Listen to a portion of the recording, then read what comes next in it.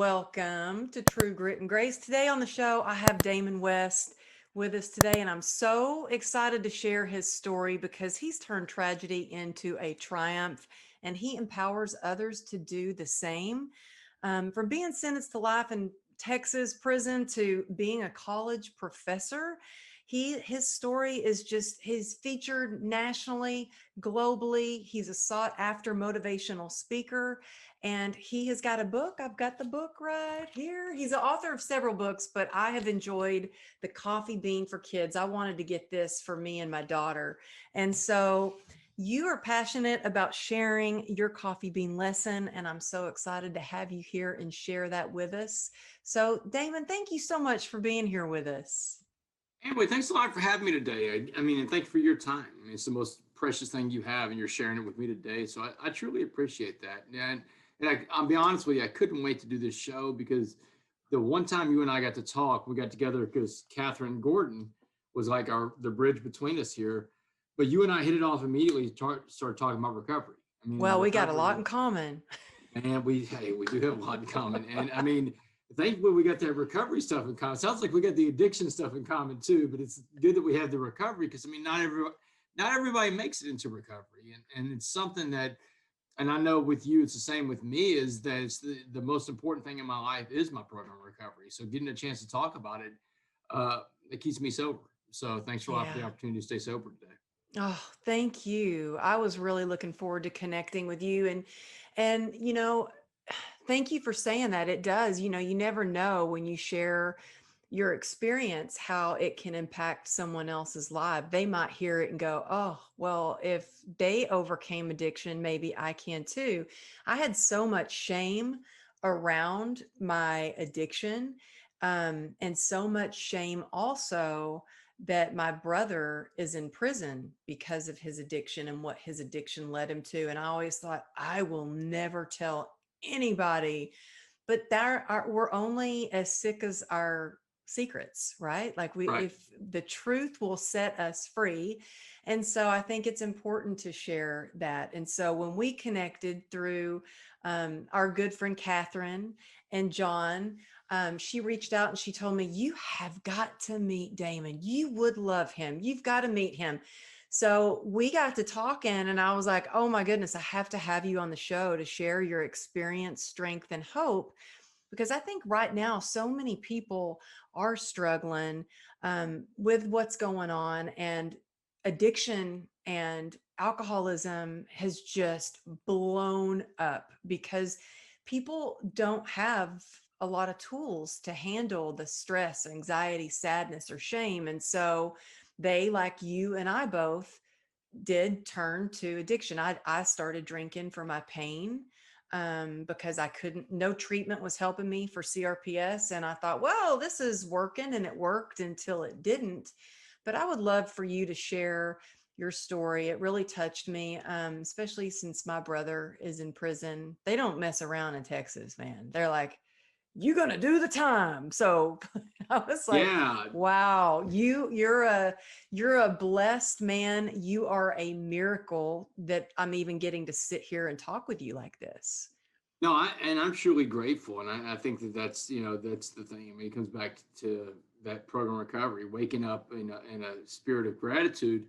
Yeah, you're right. I mean, Texas isn't messing around. I mean, Texas, it's a lock 'em up state. They got 104 prisons here in Texas. There's 150,000 inmates locked up right now in Texas. So it's a very big criminal justice system in Texas, and I feel lucky to be one of the ones that got out and got to pivot in life.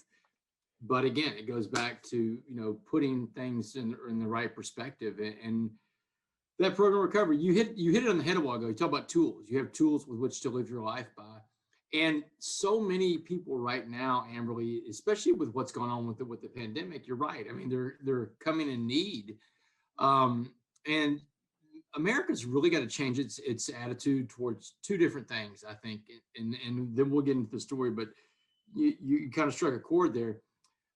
Mental health and substance abuse are two things that we have failed within American society, and so one of that is with the prison system, and we've locked up generations of sick people because Mm-hmm.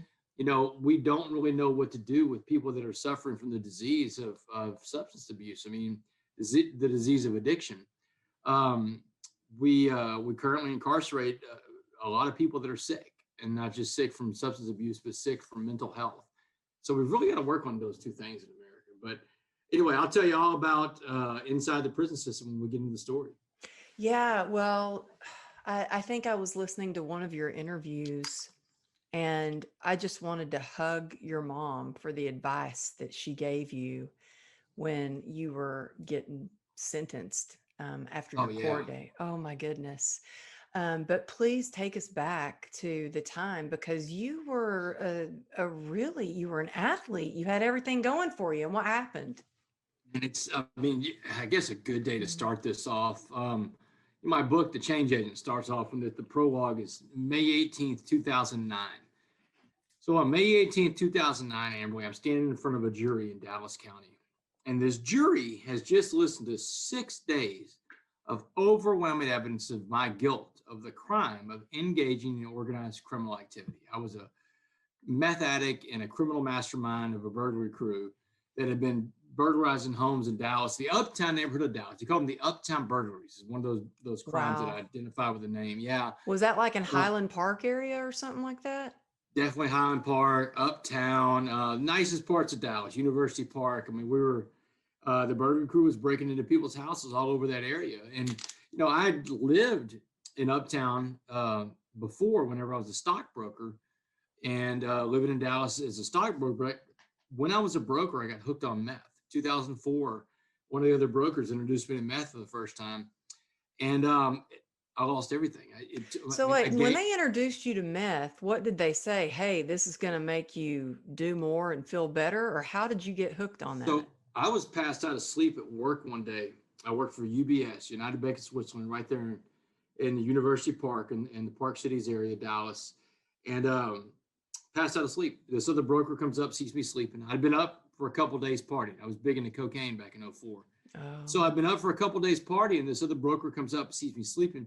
He freaks out. He wakes me up. He's like, "Man, Damon," he said, "You can't sleep on this job." He said, "They'll fire you for that. The markets are open. You're messing with people's money." He said, "Come on down to the parking garage. I got someone's going to pick you up." oh. And so I went down to the parking garage with him. I thought we were going to do some blow. Man, we got down there, Amberly, and he gives me a glass pipe with these crystal rocks in it. I've never seen a glass pipe before, and I kind of freak out on him. Like, man, what is that? He said, "Damon, just relax." He said, "It's crystal meth." He said, "You'll love this stuff." Oh And my Amberly, gosh. truer words never been spoken, right? Because I fell in love with that drug that day, and I gave everything away for that drug. And that's what I tell people all the time. Because in addiction, no one takes anything from an addict. We give it away, man. My job, my home, my car. You can take it. You can have all that stuff, and that's what we do. Hmm. And when we're in our disease, and but this is before I knew anything about addiction and program recovery, and so. I And went from I've working on. heard that meth is, I mean, I've watched documentaries on it and I've heard that it's addictive like the first time you use it. Oh yeah, I mean, You, I could not get that drug in my system fast enough after that. And like I said, I gave everything away for that drug. Um, and I went from working on Wall Street to living on the streets of Dallas, homeless, living mm, in abandoned buildings, sleeping in people's cars, living in dope houses with other dope fiends, and I started committing simple property crimes, and then it was more, more. It was people breaking into people's homes. There's really no way to go around this. When I broke into people's homes, I didn't just steal their property, man. I stole their sense of security. I don't even know if they ever mm, get that back. mm. But after 3 years of committing property crimes against the people of Dallas, the Dallas SWAT team on July 30th, 2008, put an end to the uptown burglaries and this dramatic takedown they did in this apartment where I was staying. And so 10 months after that dramatic raid, I'm standing in front of that jury. And that jury has listened to the entire story. I mean, they're about this guy that had it all growing up. I grew up in a town called Port Arthur. I had a great family.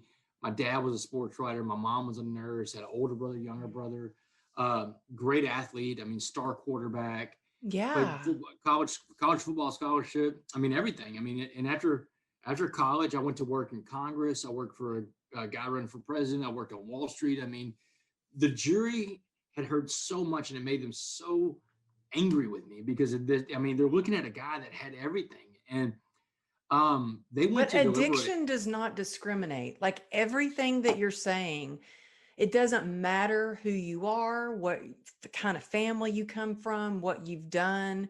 Addiction doesn't discriminate. It's that powerful. I tell people that all the time. It doesn't matter who you are, your race, your gender, your class, your socioeconomic status. It doesn't matter. I mean, when it's got you. But it was hard to get that through to the jury too, because the prosecution put on a really hardcore case to make that. They made the case that basically I was like, I mean, they would compare me to Al Capone or Tony Soprano running an organized crime ring. But they always try to leave the substance abuse part out of it, just to make it. They made it look like I was some kind of sociopath that just broke into people's houses. But I'm like, I kept wanting to jump up and scream, man, I'm an addict. I'm breaking into people's houses to pay for drugs. I got nothing in my name. It's like I Mm. live in filth, but I couldn't take the stand unless I wanted to, basically put more harm to myself in my judicial case, which looking back on it now, I mean, look, I was a terrible defendant. I was a bad person, a bad guy, and the jury had every reason to hate my guts. But when I say they hate my guts, they went to deliberate for my sentence for 10 minutes. After 6 days of trial, 10 minutes to come up with a punishment. I don't know how much Law and Order you watch, Amberly, but if a jury's gone for 10 minutes, they smoked you. Mm. And when I came back in that courtroom, that judge who hadn't smiled the entire trial, he's grinning from ear to ear.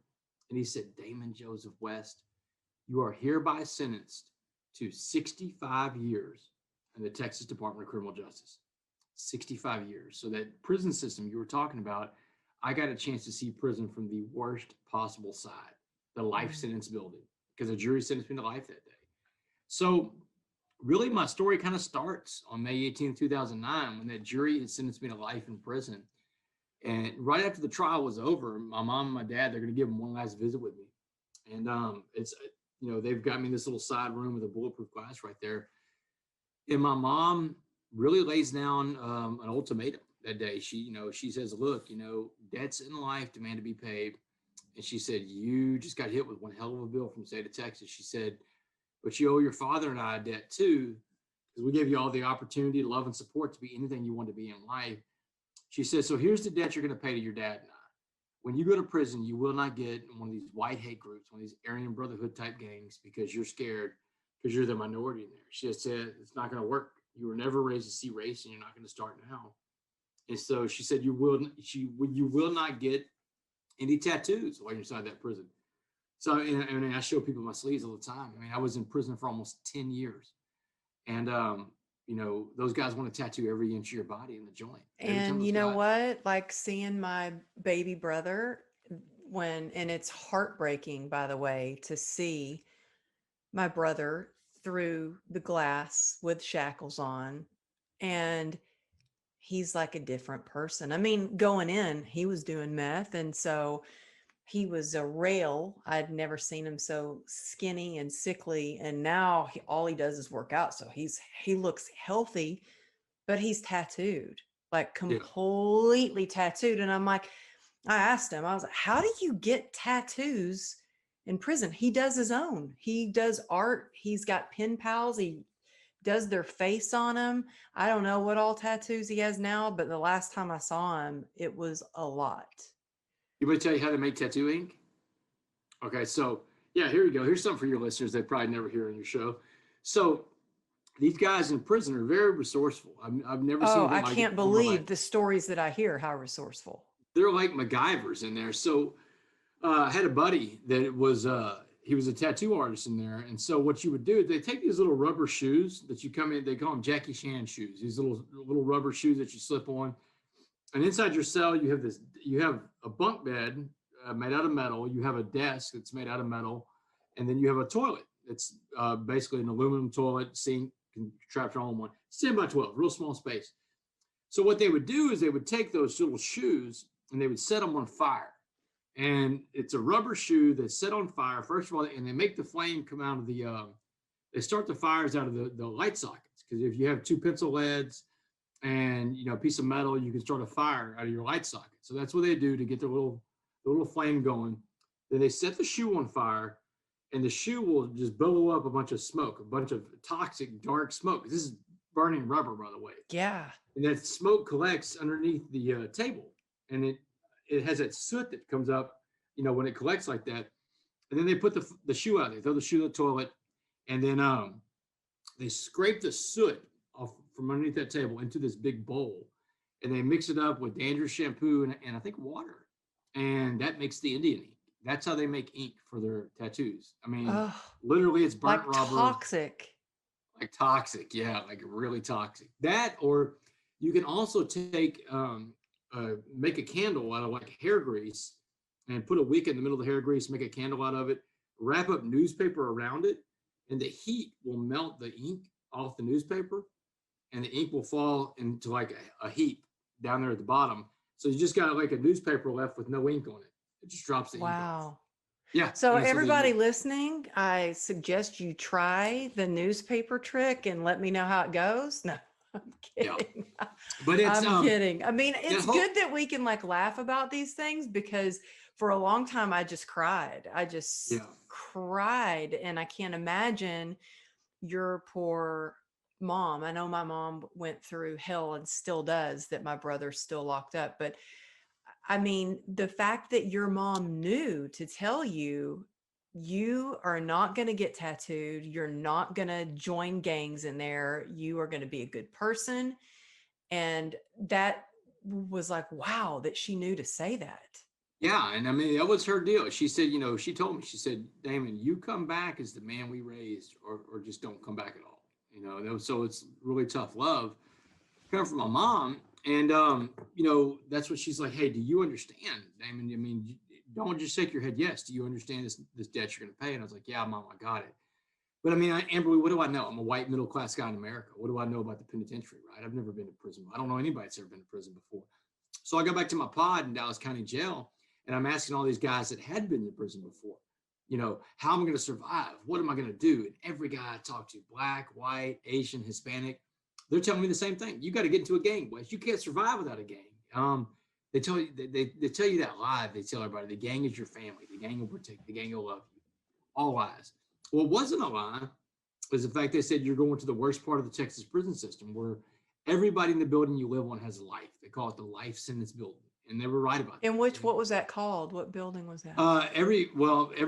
There's only like 15 units in Texas that can handle the life sentence people like that. Because you knew the unit my brother was in, I think, when we talked.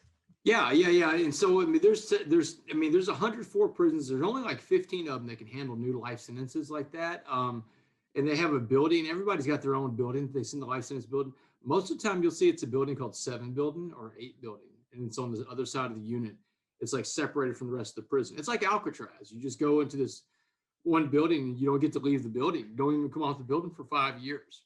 Wow. And so, and you're with the worst of the worst. I mean, everybody, the building has almost 500 people on it. Mostly everybody in that building has a life sentence. And So talk about people being, freaking out because we're in a pandemic, and here in California, we've been pretty locked down. I actually thought about the perspective of, like my brother who is in a tiny jail cell and he'll be there forever, versus me, at least I can go walk outside. oh yeah, no, but look, here's the deal that I've learned too, and we're going to get into this, is that, prison. So you talked about it earlier. You said that I'm a professor now, and I am. I got out of prison November 16, 2015. I got out on parole for the rest of my life, and I'm on parole till 2073. So, but one of the things I've done since I got out 5 years ago is I went back to school and got my master's, and I became a professor at the University of Houston downtown. I teach a class called It's amazing. That is amazing, by the way. And what is the class called that you teach? Prisons in America. So, I'm I mean, so it's blown like, away.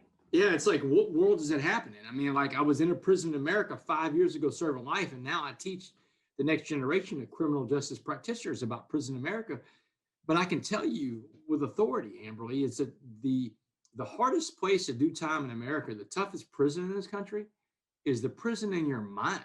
I mean, I meet more people out here in the free world that are locked up than I ever did when I was in prison, because more people are in prison by their thoughts and by their things than by steel bars and barbed wire and concrete. And so when you were talking about that a while ago, and that's something we're dealing with it with the pandemic, is a lot of people have become prisoners in their mind. And that's a dangerous place to be, because once you become a prisoner in your mind, it's a hard place to walk out of the prison of your mind. Hmm. It's a very hard place to walk out of. I think physical prison is probably a little bit easier to get out of than it is for a mental prison. And you're seeing, I read an article in USA today about the mental toll it's taken on people with the pandemic right now. And I mean, that's something that's a real thing. It's like whenever all these lockdowns started happening, I was telling my wife, there's a lot of ways to suffer in this country and a lot of ways to die. I mean, coronavirus is definitely one, but so is hunger, starvation. There's poverty, mental health. I mean, there's a lot of different ways. And in California, you're seeing it's been a lot tougher in California than most places. So don't think that thought is just a fleeting thought. That's a real thing. People are going through that big time right now. Oh yeah. I mean, it's unbelievable how, you know, well, I think it really hit my husband when things were shutting down, but then we got the call that the gym was closed, and the gym is like our outlet. He was like, "Oh my God, we got to get some weights. We got to, and we were here. I was lifting detergent bottles. We were going to the barn here, and I was squatting, holding goats. I was doing whatever I could to lift, and it took us a few months to order the weights, and the weights came. And last night, um, we have these Bowflex weights, and one of them broke. And so I was like, he goes, "Oh my gosh, we lost one of our weights." And I had like this like panic moment in my mind of Yeah. what are we gonna do? Oh my gosh, I can't lift weights, because that's one of my tools, is being able to work out. Yeah. And I feel fortunate that I know that moving my body moves my mood. It releases endorphins that make you feel good. It combats pain. It moves your mindset. And I think what you're saying of just being a prisoner in your own mind, it is true. Like, we really have to be able to shift our perspective, and shift it often in challenging times. What is one way that you do that? But I mean, it's you hit it. You almost answered it yourself there too. It's the keeping that perspective. Look, whenever I have a bad day, look, I know what a bad day looks like, Amberly. And anytime I wake up and my feet don't hit the cold concrete floor of the prison cell, I'm having a pretty good day. I'm winning, because I equate, I ask myself, hey, look, you know, is this a bad day, or are you just having a tough moment? Because I also know this, that I can start my day over anytime I want. And that's one of the Mhm. things, the powers that we have inside of us, that no matter what time of day, 9 o'clock in the morning, 9 o'clock at night, it doesn't matter. You can start your day over and have a good day. I mean, having a bad day really is a choice. Um, but I think we get so locked into the seeing the negative. I mean, the day in, day out, look, and I get it, man, being locked in your house, but I have to always look for opportunities in this adversity. And even during the pandemic was no different. I had to find new ways of doing things and new ways of looking at things. So I'm always searching for the opportunity in adversity. And it came to me literally, this whole opportunity and adversity concept was by a couple conversations I had in county jail and in prison. When I was in Dallas County Jail and I was waiting for the prison bus to come get me, there was an older black guy in Dallas County Jail named Mr. Jackson. And Mr. Jackson, he's what you call a career criminal. Been in and out of prison all of his life. Real positive guy though. I mean, always had a smile on his face. And so one morning he comes up to me and he's like, "Hey, look, he said, let me tell you what prison's going to be like." And so he's telling me, it's all about race, and race runs the whole institution. He said, you're going to have to fight all the white gangs, and you're going to have to fight all the black gangs. But he told me, he said, you don't have to win all your fights, but you do have to fight all your fights. And that's a huge lesson in life. And it tells you you're going to lose some battles, but you just got to get up and keep fighting anyway. And that's really the kind of mindset I carry through life. You know what I mean? I'm not going to win every day, but I'm going to get up, get back going, and go again the next day. And he told me, he said, let me break it down for you another way. He said, I want you to imagine prison as a pot of boiling water. And he said, anything we put in this pot of boiling water is going to be changed by the heat and the pressure inside that pot. He said, I'm going to put three things in that pot of boiling water and watch what happens. He said, I'm going to put a carrot, an egg, and a coffee bean in that pot of boiling water we call prison. So he said, first things first, he said, if I put a carrot in that pot of boiling water we call prison, he said, what happens to the carrot, West? And I said, well, a carrot turns soft, Mr. Jackson. He said, that's right. He said, the carrot goes into the water hard, but the prison changes that hard carrot, turns it soft and mushy and weak. He said the carrot gets beat, gets robbed, he gets raped, he may get killed. He said you don't want to be the carrot. He said, what about the egg? And I said, well, the egg turns hard, Mr. Jackson, like a hard-boiled egg. And he said, that's right. He said the egg is a shell that protects it physically, but inside that shell, that soft liquid core, his heart becomes hardened. And he said, if your heart becomes hardened, you're incapable of giving or receiving love. And he said, if you're incapable of giving or receiving love in prison, you've become institutionalized, and you will not come back as someone your parents recognize because your eggshell will have swastikas tattooed all over it. Mm. And that's when he asked me, he said, what about the coffee bean? And Amberly, I had no idea. I didn't know what happened to a coffee bean in boiling water. And that's what Mr. Jackson shared with me, one of the most important lessons I've ever learned. He said, if I put a coffee bean into that same pot of boiling water we call prison, he said, now you got to change the name of the water to coffee. Because he said the coffee bean, the smallest of these three things, he said, small like you, had the power to change the entire atmosphere inside that pot. Wow. Because the power was inside the coffee bean, just like the power is inside you. And he said, everybody in life puts energy, negative or positive. He said, whatever kind of energy we put out, we attract back. It's called the law of attraction, and it works.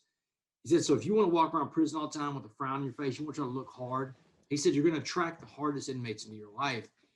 He said, but if you walk around that prison with a smile on your face and you let those guys know they're not getting to you, no matter what they do, they can't get to you. He said, you'll change the prison from the inside out. And he said, the best part about it is the other coffee beans in prison, the other positive inmates, they'll find you because of your energy. And the last thing Mr. Jackson told me before I was getting on that prison bus in August of 2009 to be shipped off to serve my life sentence at the Texas Department of Criminal Justice, the last thing Mr. Jackson said to me was, West, go out there and go be a coffee bean. Wow. Be a coffee bean. 4 words. But I mean, it's like, hey, these 4 words, if this man shoot me straight, this old guy shoot me straight, that means the power's inside me. And if the power's inside me, then it can't be in the hands of the criminal justice system or the other inmates or the guards. Now, not unless I give it to them. But if the power is truly inside me, Amberly, that means no matter what environment I'm in, no matter what adversity I face, I won't just survive, I'll thrive. And I got my chance to find out. Prison was it's the hardest, most dangerous, scariest thing I've ever been through in my life. Your brother will know exactly what I'm talking about. It's a machine with teeth that devours people. It devours your soul. And it became a battle for my soul in there, and good versus evil, that kind of thing. I mean, it's real deal, rubber meets the road kind of crisis in my life. But there was another conversation I had with this other guy, my cellmate, this guy named Carlos. And Carlos was a little bitty bank robber from San Antonio, about 5'4", a little bitty dude. But we were in our cell one night. I was telling him about the coffee bean, and he said, look, man, he said, if you want to become that coffee bean, you have to change the way you see prison. He said, you have to quit looking at prison as a punishment and start looking at prison as an opportunity. And Amberly, when he's telling me this, I mean, you got to think about the kind of adversity I'm sitting in. I'm sitting in a maximum security prison in Texas. I just started serving a life sentence, and this guy is telling me, hey, this isn't a punishment. This is an opportunity. And I couldn't even register. I'm like, Carlos, what do you mean an opportunity? He said, you have 24 hours a day, 7 days a week to work on yourself and become the best version of yourself possible, the best possible coffee bean that you could be. What are you prepared to do with this opportunity? So Amberly, I got up the next morning, my feet hit the cold concrete floor of the prison cell, and I said it out loud, hey God, thanks for this opportunity. And I didn't believe it at first, Amberly, but I mean, I got up and I worked on myself that day. The next day I did the same thing. Days became weeks, weeks became months, and months become years. And that's when I finally transformed myself into being that coffee bean in that pot of boiling water called prison. And it was such a dramatic change that November 16th, 2015, when the parole board came to visit me, they were like, look, the lady from parole came to see me, and she had my file in front of her, and she closed it up. She pushes the file away. 30 seconds into it, she said, look, I'm going to shoot you straight, Mr. West. We don't see a lot of people come through state prison like you. She said, you had everything going for you in life, every advantage, every opportunity, every privilege, and you burned through all of that. You became a meth addict. You became a criminal, a thief. You made a lot of victims. A jury sentenced you to life in prison. She said, but instead of coming to this prison and letting that life sentence define you, she said, you changed yourself inside this prison. She says, as a matter of fact, you changed the entire prison around you. She said, so I've Wow. got one, yeah, she said, I got one question for you today, Mr. West. So here it is, Amberly. One question decides whether or not I go home or stay in prison. And she said, if you could be remembered for being anything in this life, anything at all, she said, I want you to give it to me in just one word, go. And man, you talk about an easy question for a coffee bean to answer. I thought it was going to be a tough question. And so I fired her answer back at her and said, ma'am, I just want to be useful. And I can be useful in prison, or I can be useful out in the world finding those coffee beans. And they let me go. They let me go with one shot. Wow. Yeah, with one shot to be useful again. And so I found this tremendous opportunity. You know, what's interesting, since we're talking about the recovery stuff too, is one of the things she talked to me about before she got into. I keep having to hold back the tears, by the way, because your story is just so beautiful. I'm just like, Amberly, just don't get all crying and you won't be able to stop. So I'm like, I keep holding back the tears. It's just such a beautiful story. I mean, that transformation is possible. You were like, went from hanging out with, the meth dealers to being a hope dealer. Yeah, no, it's, and I tell people all the time that you know, people want to smuggle things into prisons all the time. They want to smuggle drugs, they want to smuggle cell phones. But I try to smuggle hope into those prisons. You know, I'm a smuggler of hope. And that's the thing, because I understand being in that environment. Hope, you know, I think it was Shawshank that said hope is a dangerous thing. And it can be. I mean, because if you put your hope in the wrong thing and you get let down because it was the wrong thing, then you're almost further back you were than where you started. But I found inside that prison the program of recovery that has guided me through for the rest of my life. You know, whenever I was it was probably 2011. I got arrested in '08. It's 2011 before I went to my first AA meeting inside the prison.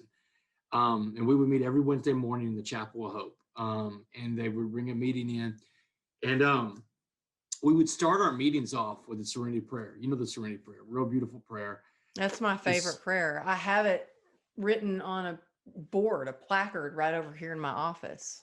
well, and that prayer has been, I never knew how much was in that prayer till one of these meetings that I went to. And this guy that brings the meeting into the free world, he said, today we're going to diagram the Serenity Prayer.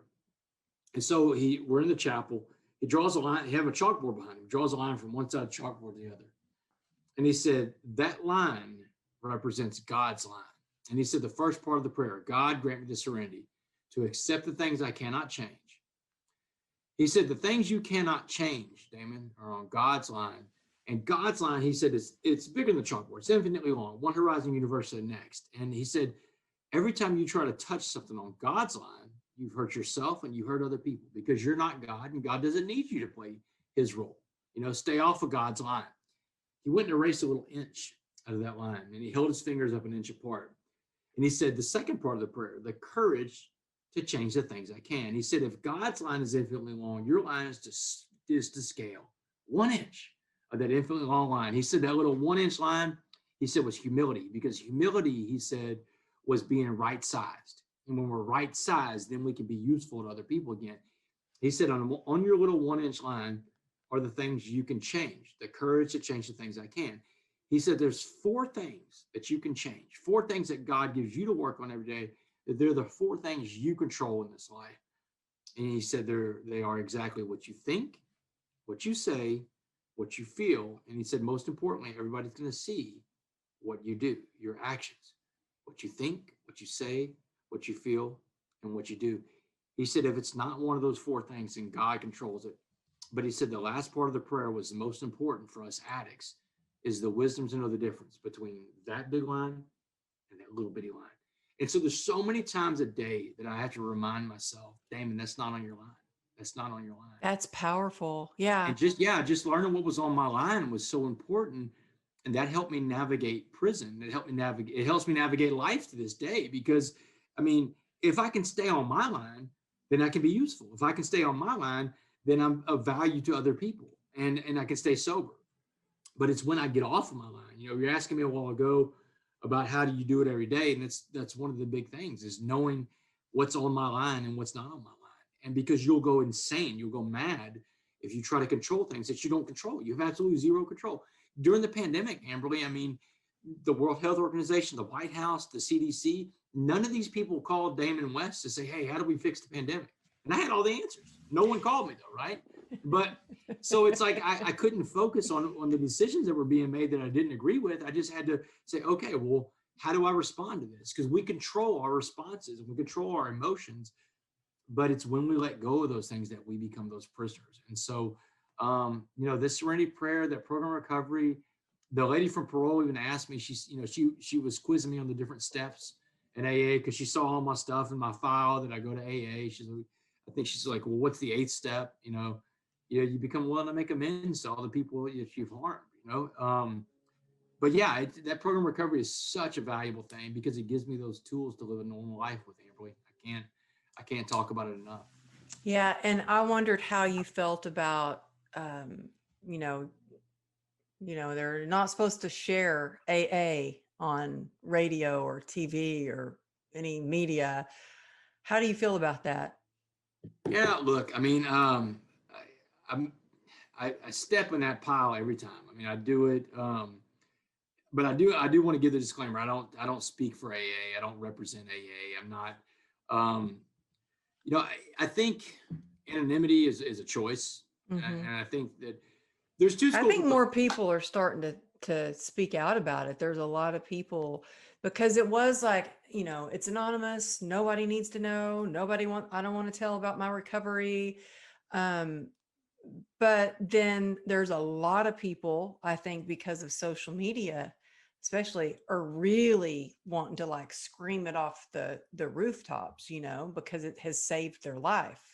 Yeah, and so I mean, here's the deal. I mean, there's two schools of thought on it, and I run it. I run afoul, obviously, of the hardcore AA groups that say, hey, look, you know what? Now you shouldn't use our name. Should be anonymous, and their logic is that, well, if you're so public and then you go and you relapse, then other people are like, well, that stuff doesn't work, Yeah, and you just yeah. tainted the whole thing. I get what you're saying, but also, what if you're in a position where you're so public, you can actually show someone that recovery works, and even if you say you did go out and screw up, you still show them that recovery works and that they would never have that example in front of them otherwise. You give people hope that a program recovery is possible, but if they don't know anything about a program recovery, how are they going to get into it? Hmm. So I I make the personal choice to not have any anonymity. I don't really care about that. I do have respect for the people that would like me to not be as public about it, but again, I mean, I don't represent AA. I represent Damon West. I'm in a 12-step program recovery that happens to be AA. That's that's where I am in life, and I'll do that for the rest of my life. I mean, I've got a sponsor. I work the steps. I was on the phone with my sponsor this afternoon because we can't have a meeting tonight because of the ice and snow. So are So y'all I'm having in-person meetings? in Texas. Yeah, Oh, see, we are so locked down here in California. We do all our meetings through Zoom. that's Still, crazy. well, it'll be a year next month. It was actually, I celebrated my 4th year of recovery in the pandemic. So it's the first time I didn't like get a cake, or you know what I mean? And Yeah, no, so I no, yeah. know it'll be exactly a year. I will have celebrated. My sobriety date is March 13th.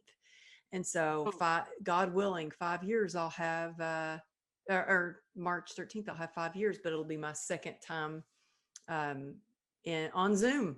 So I'm yeah, just grateful we still have meetings on Zoom, yeah. It's and amazed that some people have gotten sober through the pandemic on Zoom, because it's just powerful when you get to be in a room full of people that have been through something like you and they understand it, and you get to see how they've recovered and you see that light go on in them.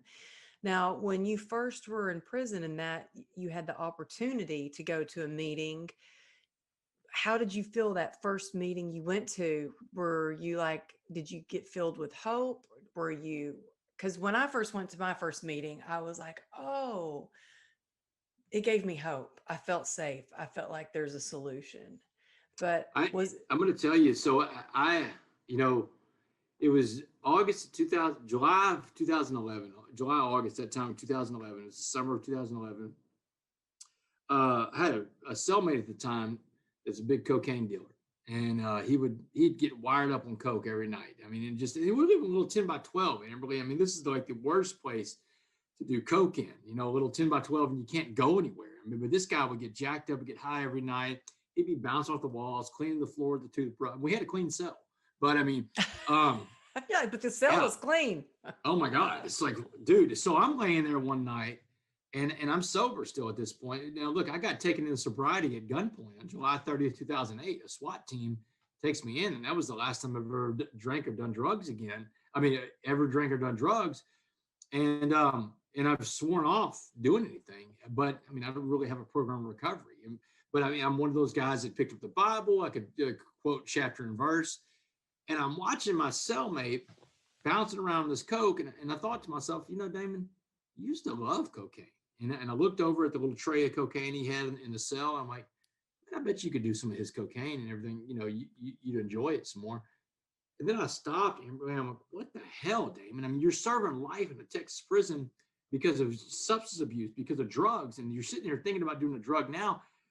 So I wrote to the chapel. It's a request called an I-60 form. I filled out an I-60 and asked to get into AA, and they brought me back my slip, and it's called a lay-in. A lay-in is like a hall pass, and it tells you where to be. So it said, be at the chapel at 7:30 a.m. Wednesday for AA and NA.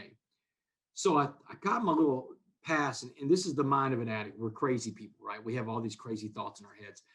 And so when I'm looking at this pass, Amberly, it says, be at the chapel at 7:30 a.m. for AA and NA. And I'm thinking to myself, there's no way they're going to have a meeting at the chapel, because I know that about 80% of the people locked up have substance abuse issues. There's 3,000 people in my unit. 80% of that's 2,400. So there could possibly be 2,400 people at this meeting, right? So they're going to have it on the rec yard. They're going to have to bring officers from another unit. It's like a Rolling Stones concert. This is going to be the biggest meeting ever, right? Wrong. When I got to the chapel the next morning, I walk in with my hall pass, and I look for the guys that had the same kind of lay-in pass as me. And we go to this one room where they have the AA and NA meetings, and there's 50 men in this meeting. There's 50? 50 out of 2,400 that need to be there. Only 50 men are in this room. And Amberly, that's when I knew that I found the right room. When you find a room that's got people that got up at 7:30 in the morning and said, hey, look, I want to change my life. I want to have this program recovery. And that's when I knew I was in the right room with the right people. And I got my first big book, and it was no pressure in there. And I got to take the big book home and read it. And I started reading about how it works, and we agnostics. And I mean, because I've got a lot of, there's a lot of like growing that I'm doing inside of prison between religion and spirituality. Because I mean, I would say in the whole process, I became less religious and more spiritual, because I think that religion's more of a man-made concept, while spirituality is your conscious contact with God. And so I became very spiritual inside that prison and inside that program of recovery. But it was, I got that big book in my hands, and it's just like, oh my God, well, here it is. Here's the answer. And then I go into the meetings.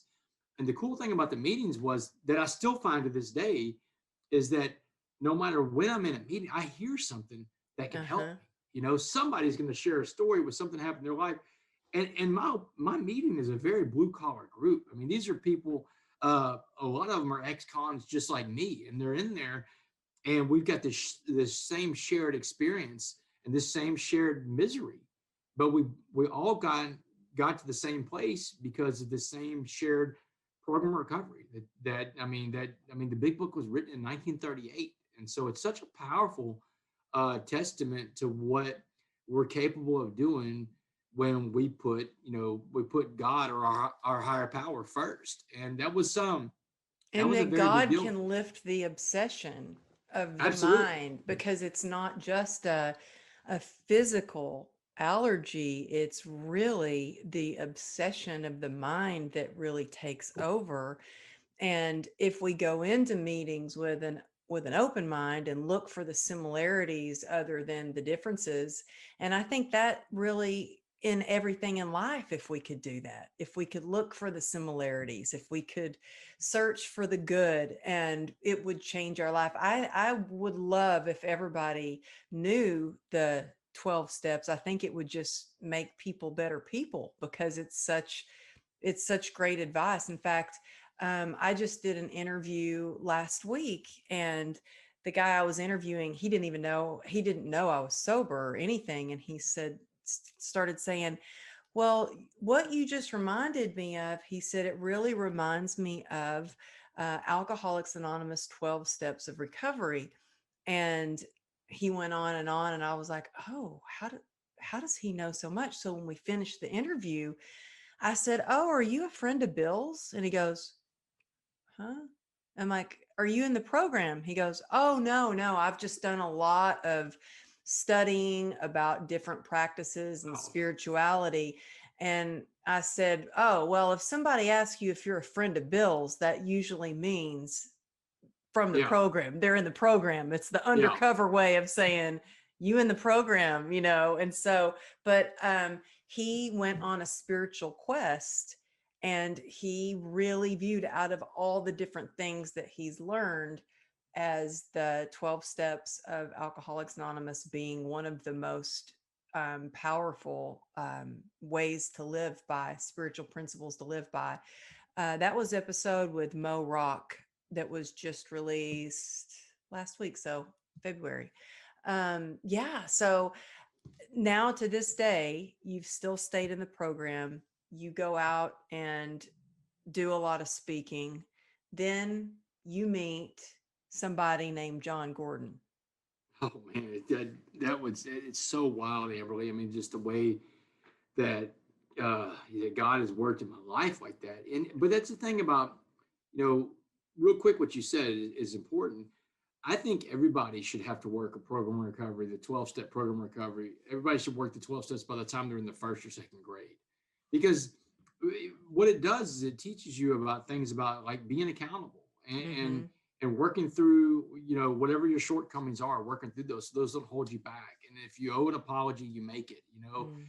These are things that we've gotten so far away from, but they're it's like we say in recovery, I've got to keep my side of the street clean. That's all Mm-hmm. I've got to do. I've got to keep my side of the street clean. And as long as my side of the street is clean, then I'm going to stay sober. I can't worry about what other people do with their side of the street. Um, but that's what we got to do every day. And my day starts off. I learned a prayer when I first got into AA. And I've been saying it every day since 2011. I get on my knees every morning, Amberly, and I ask God for two things. That's it. The only two things I ask God for are in the mornings. And I say, hey, God, put in front of me what you need me to do today for you, and let me recognize it when I see it. And that's it. That's the only thing I ask for. And I don't want to miss those things, because that's going to be the way that I stay sober. When I'm out looking for ways to serve, because in my faith, I believe that if I take care of what God needs me to do for him, then he will take care of my needs too. Not my wants, but my needs. My needs will always be met. Needs and wants are two different things. So much And so that's that so true. Your needs and wants, there's a big difference, and very big difference. your needs will always be met.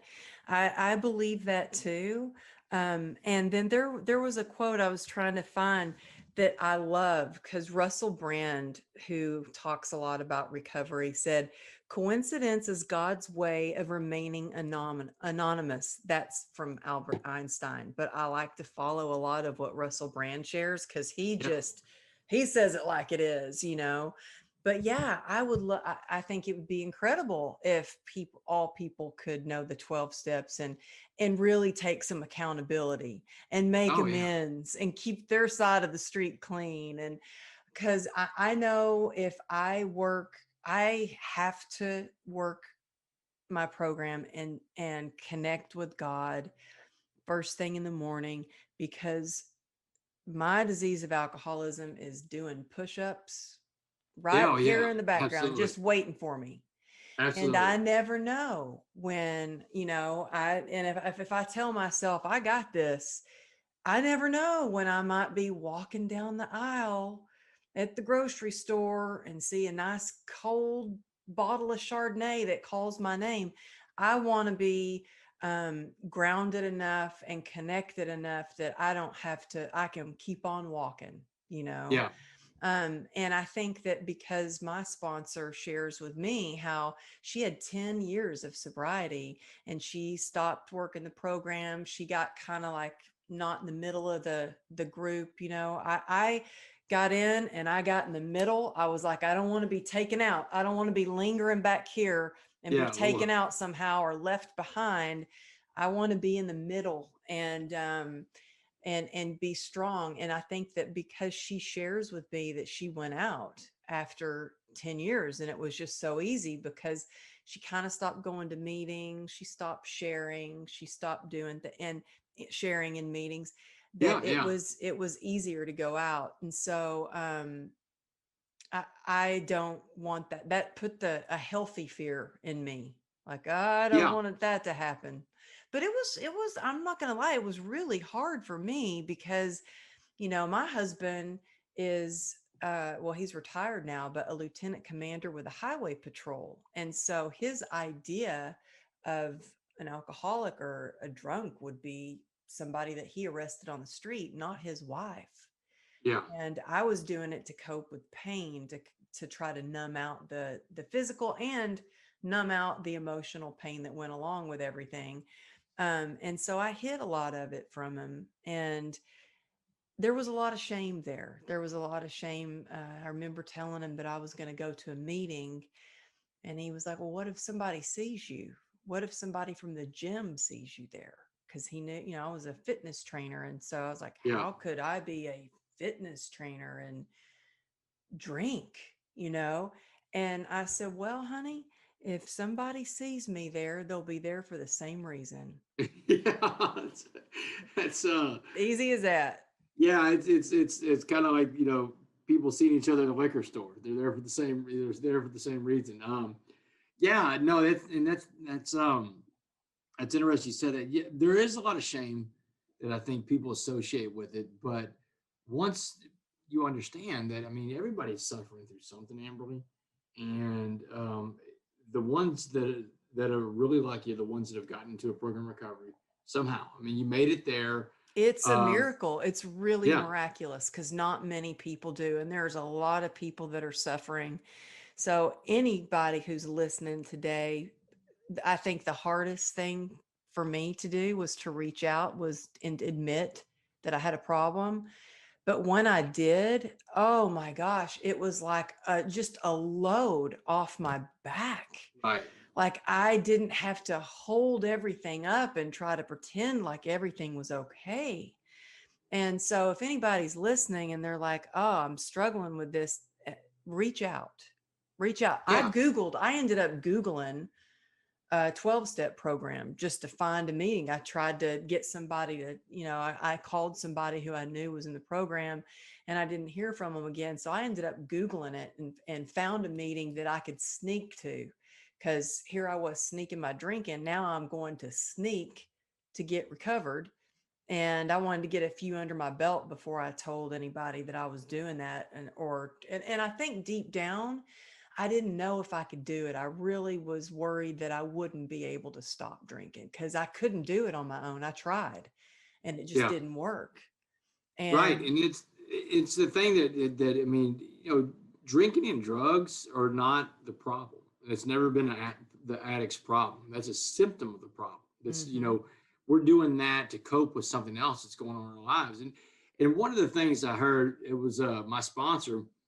He said it in a meeting one time. This guy in the meeting was saying how he's like, man, I just don't know if I can commit to never drinking again. It was just some guy stumbled into a meeting. He wasn't in program recovery. He wanted it. He wanted what we had, but he just wasn't sure that he could commit to it. And he said, I just don't know that I can commit to never drinking again. He said, well, just don't drink today. Mhm. Just tell yourself that you'll drink tomorrow, but you won't drink today. And he said, it was funny. He said, there's a sign in front of Joe's Crab Shacks in Houston, and they have these Joe's Crab Shack restaurants. Do you have those in No, California? they don't really have them here, but Yeah. I've seen them in Texas, of So course. yeah, in Texas they have Joe's Crab Shack, and they have a sign out in front, and it says free crabs tomorrow. And he said, every time I've gone to Joe's Crab Shack, it says free crabs tomorrow, and I can never get the free crabs because they're always tomorrow. He said, so just tell yourself that you're going to drink tomorrow and don't drink today. He said, so every day wake up and see your sign up in front of your life that says, I'm going to drink tomorrow, and you'll never have to drink today. So anyway, it was just all these different little That's so, quirky things. yeah, all these little things though that work.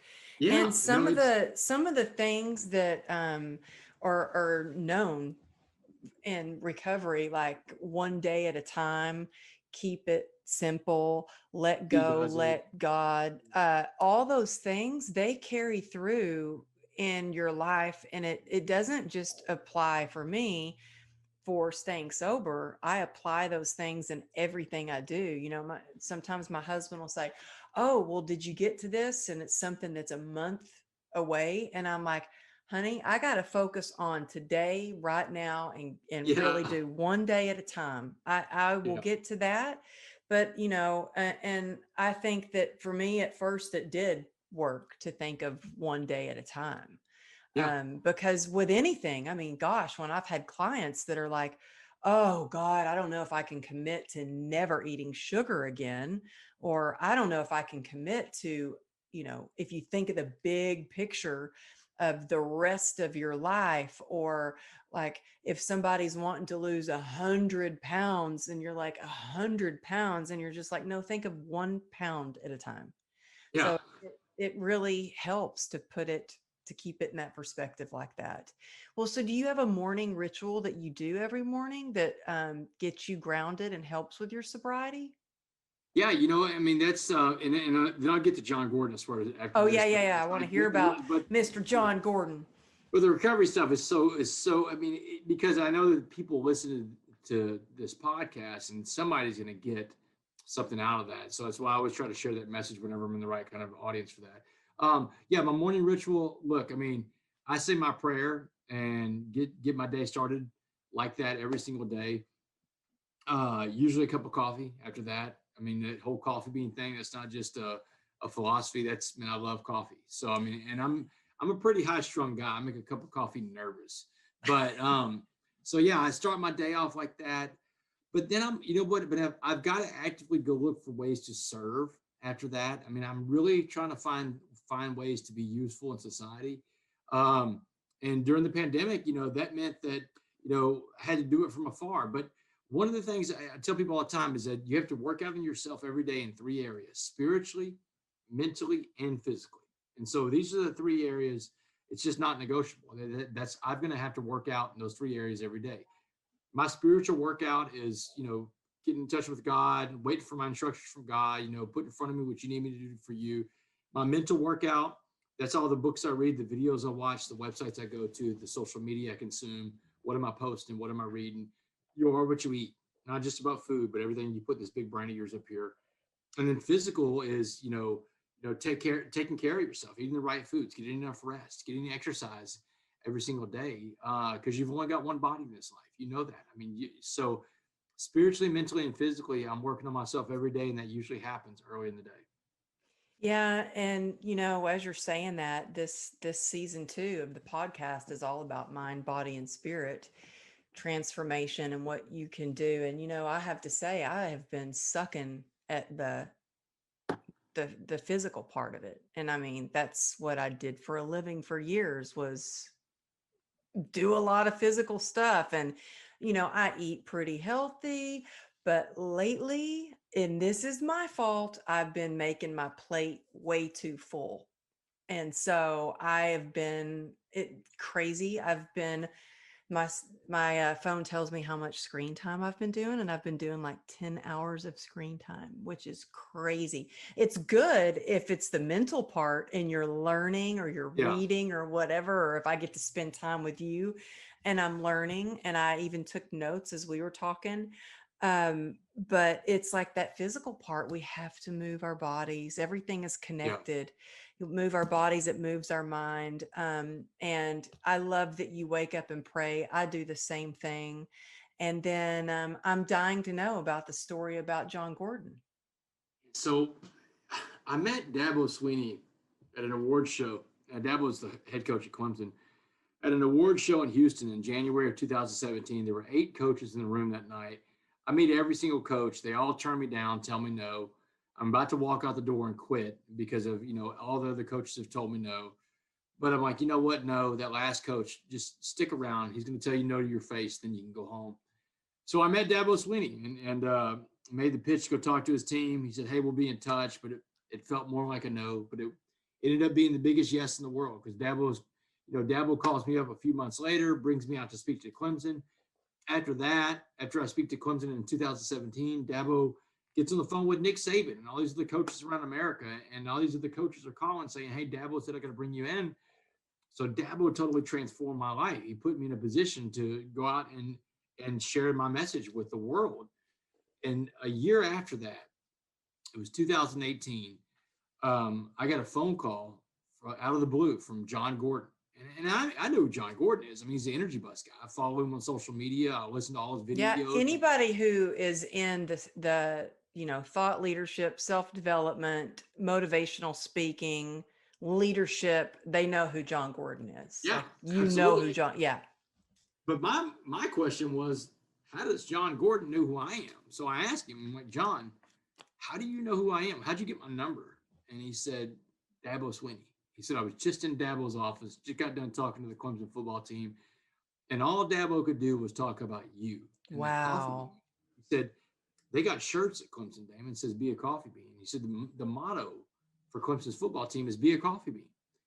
He said, Damon, and this is in 2018, Amberley. He said, the world needs the coffee bean message, Damon. He said, let's write a book and we'll call it the coffee bean. And, it was very And prescient. I heard the coffee bean story a while ago, and I never knew where that came from.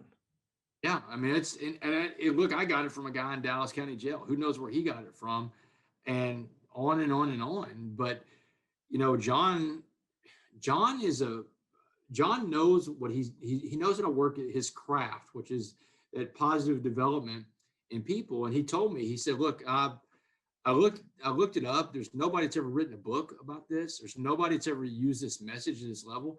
And I even told John Amberley when he called me that day, he said he wanted to write a book together called The Coffee Bean. I was like, John, you're John Gordon, man. Go write the book yourself. You don't need me, man. Have a nice life. He's like, no, Damon. He said, no. He said, write the book with me. He said, God told me to do it this way. He Wow. said, the only way it works is if we do this together. And so we did. And I mean, Amberley, it's crazy. I mean, that book has sold almost 200,000 copies. It's Wow. the book is in every. I mean, it's in China. There's a publisher in China that has it. It's in Chinese, Spanish, Arabic, German. It's in Vietnamese. It's in all these different languages around the world. It's in French. It's in every major language in the world. And it's because of Dabo Swinney connecting John Gordon and John Gordon calling me out of the blue. Well, you know what though? When you're good to people, people are good to you. And you are good people, and your hard work puts you where your blessings can find you. And so That's that's you. That is because I think that when you do, you always wake up and pray and ask God to put you in positions where you can be useful. And I feel like when you are in alignment and you're good, it's like those opportunities kind of come your way. And John Gordon is just a good guy. So is Catherine. I love Catherine, and we've yeah. become good friends over this past year. And I love that he could see the good in you, and he was like, no, we're going to do this together. So I'm so happy for you. Like I said, I've got the coffee bean for kids right here. We love That's it. I love it. That's awesome. Love it. They came out this year during the pandemic as a way to bring the coffee bean message to kids too. So Oh, yeah. Yeah. Well, I love your book, and I really love your beautiful heart. thank you. And you can just see how you're just such an incredible person. What are you working on right now? How can people work with you or coach with you or hire you to come speak to their company? How would people do that? Yeah, if anybody want to get in touch with me, they would find me my website, damonwest.org, and email me, damon@damonwest.org. Right now, my wife and I are putting together. I started a foundation called the Be a Coffee Bean Foundation, and it's got um, it's got uh, a second chance kind of deal to it to criminal justice reform. One of the initiatives that we're doing with the Be a Coffee Bean Foundation is these quality of life scholarships for kids. When I was locked up in prison, Amberley, they had all these men in there that have kids on the outside. They can do nothing for their kids, and women. There's females in, that are incarcerated as well. So one of the things the Be a Coffee Bean Foundation is doing is starting a scholarship program, but for like extracurricular activities. So if you're a man or woman in prison somewhere in America and you've got a kid that wants to, say your daughter wants to take dance or equestrian or something like that, that's normally um, uh, not something you could afford or do, and especially because you have one parent that's incarcerated, we want to try to help that kid find what it is that excites them in life. If it's a kid that wants to play soccer or baseball or football or band lessons or wants to become a computer programmer, we want to help out with any of that stuff. So that's one of the things the foundation's doing, is to put together these scholarships. But the Be a Coffee Bean Foundation is really what a focus is in my life right now. My wife is she's a nurse practitioner, and so she's going to be leaving her job as a nurse practitioner Wow. to voluntarily run this family foundation for us. So it's Wow, that's amazing. And yeah. these kids need that outlet. Now, I really feel like, you know, one of the things that the reason I didn't do drugs or alcohol growing up is because I had dance as an outlet. I got Yeah. into trouble when I didn't have any outlet at all, when I was kind of, confined to a hospital bed. And so it led me down a dark path. So I think it's beautiful that you are giving these kids an opportunity to have a positive outlet. So, wow, I'll make sure to put the link in the show notes. So if you're listening, the link for his book, The Coffee Bean, and the new book that just got released, The Coffee Bean for Kids, will Yeah. be in the show notes, and your website and email and the foundation, because I want people to be able to find you.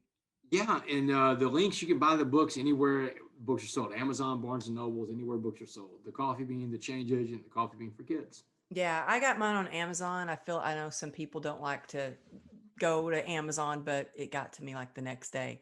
So Yeah, I like I Amazon. I mean, all the bookstores, well, the bookstore that was around here went out of business because everything was locked down. So it's crazy. If hopefully you can find a bookstore to buy it in, hopefully we'll be shopping in bookstores and back to normal here pretty soon. But I just want to thank you for your time, your words of wisdom, and just everything you shared from your heart. I'm so grateful we connected. And who knows, maybe we'll be moving to Texas pretty soon. I don't know. We're thinking about it. It's between Miami or Texas. I don't know. So I'll If you let you make it to know. Texas, look me up. So Okay. And I'm gonna thank Catherine and John right now for introducing me to you. So Damon, thank you. You are a gift in this world, and you have us all believing in miracles and transformation for sure. So thank you you. are too, Amberly. Thanks for what you're doing. Keep doing what you're doing too, girl. Thank you. All right, thanks.